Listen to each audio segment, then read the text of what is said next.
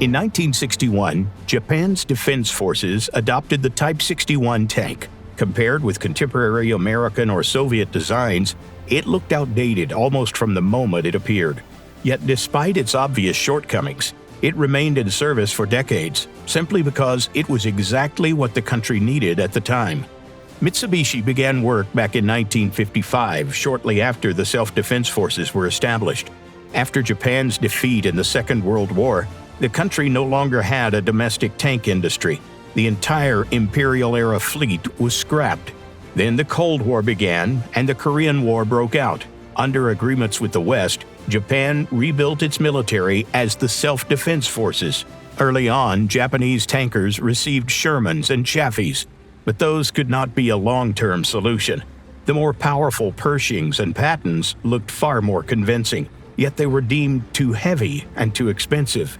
Officers liked the nimble Bulldog, but it still lacked adequate protection. So the military went looking for a golden mean. Japan wanted a compact tank in the 35-ton class armed with a 90mm gun.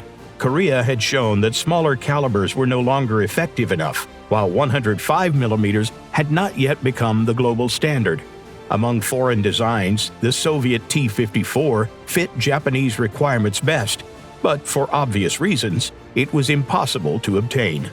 The tank would have to be built domestically, even if it drew on American experience.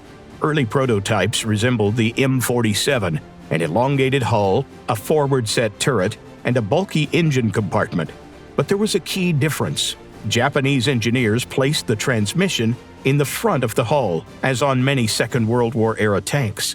That simplified maintenance, but consumed valuable space up front. The first prototypes still had the angular lines of wartime vehicles, yet subsequent versions adopted a progressively more modern look.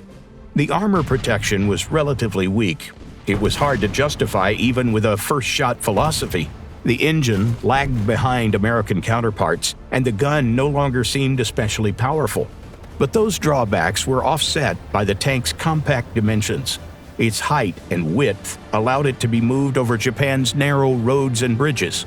Mitsubishi experimented with an autoloader on the third prototype, but the cost was too high, and it remained a dead end. In other respects, however, the work was carried through and the design was readied for production. The Type 61 entered series production in 1962 and became a solid first step for Japan's engineers. With the self-defense forces as the only customer, Mitsubishi kept its ambitions realistic. By focusing on local terrain and the tank's expected missions, the company produced a vehicle suited to ambushes and defensive fighting.